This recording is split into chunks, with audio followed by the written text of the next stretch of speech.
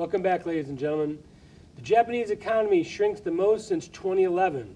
France is bracing for zero growth, and our own economy is sluggish at best. Meanwhile, economists see a return to growth in, of all places, Greece. Maury, interesting that we'd be talking about Greece making a turnaround. You don't believe that, do you? Well, you've got to put things in relative proportion. Greece is a little country, less than 10 million people. So instead of going down the tubes, they're hanging on by their fingernails. If that's called a turnaround, I would accept that. And you would probably say that if it wasn't for Germany, that they would be bankrupt and in trouble. In Europe, there's no question about it. I think Europe is a subcontinent. I call it a subcontinent because if you look at the map, it's really a small extension of Asia. We need to talk about it geographically. Yes, Germany is probably the only country that I would consider a first-class country as far as productivity, as far as turning natural resources into finished goods. In the European Union. In the European Union. And actually, one other country that is amazing, and I will not go into detail, but I give it a lot of credit, is Poland. Poland is doing very well for a number of reasons. They were a satellite. They actually are larger than Germany now because they got a big chunk of Germany as a prize for surviving after the Nazis. But the point is, the Eurozone, whether you're talking about the Eurozone because they use the euro or you're talking about the European Union, there's no future there at all. I mean, they have a great past, a questionable present, but very little future. You know, there's only one country in the world that's got it all. Got it all, and should be. Except for the willpower and the leadership. And you're going to say the United States. Of course I'm going to say the United States. Let me be specific. We have the greatest mixture of natural resources: coal, oil, natural gas. We're number one in all three of those. We are now, within another year, we'll be producing more oil than Saudi Arabia and Russia. On top of that, we've got thousands of independent businesses. No other country in the world. I have studied this. There is no other country in the world that has the infrastructure of independent businesses the way we have it here in the United States. The technology, where's all the technology coming from? You know, Daniel Senior, who used to work for the State Department, wrote a book called The Startup Nation, talks about Israel. Little Israel is doing fine, but it's a little country, 8 million people, doing great because they are democratic and they're starting businesses. But the United States has 320 million people, third largest population in the world. There isn't anything that we don't have. That's the thing. Except for leadership. Yes, but I'm talking tangible things first. You say, well, they'd be okay if they had that. We got everything.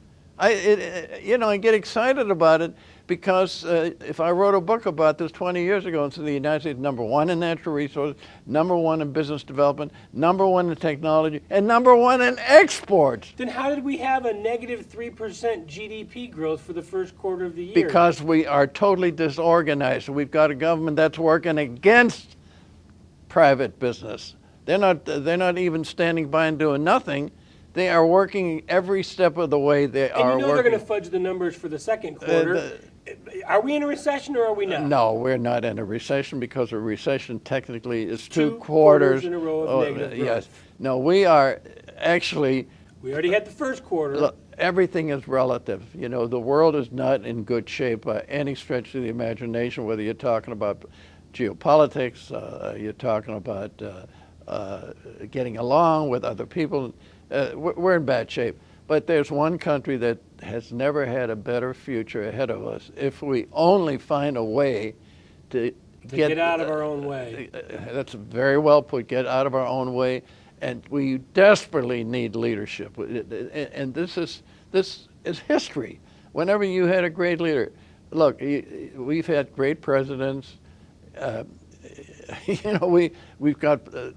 We've got lousy presidents. We probably, I would say, without unequivocally, that from a foreign policy standpoint and from a domestic standpoint, this president has got to be the worst president we've ever had by any stretch of the imagination. And more people are admitting to that. But as far as The potential, it's unbelievable. See, Japan is sort of it's a sad sack country because they just can't get themselves back off out of their zombie economy problems. What do I mean by zombie economy? You know, they like Germany came out of the Second War and they rebuilt the country and they worked things out.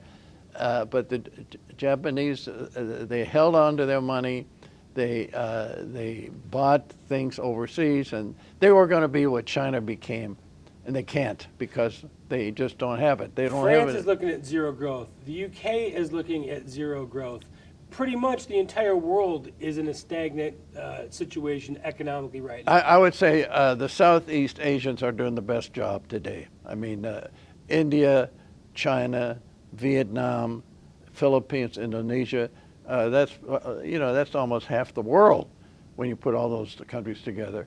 And they are the wave of the future. But as far as a great country, it's almost like a fiction story. If somebody said to me there's a country that's leading in all fields of natural resources, conversion into finished goods, exports, technology, independent businesses, I say that's impossible. There can't be one country that has it all together. We do have it all together. Our problems are strictly political. We have no leadership at the highest level. But at the same time, we have the greatest potential we've ever had. Isn't that ironic? At a time when we should be busting everybody, we should be standing like a beacon of light for the rest of the world, and we are shutting down that light because of the narrow political goof-ups that are going on in Washington today. We need to take a quick break. Our Global Outlook, Political Insider, and History segments are coming up. If you'd like to email us with comments or catch a segment you missed, just go to our website, theworldreport.org. And while you're there, remember to like us, recommend us. We're being watched all over the world, and it's free.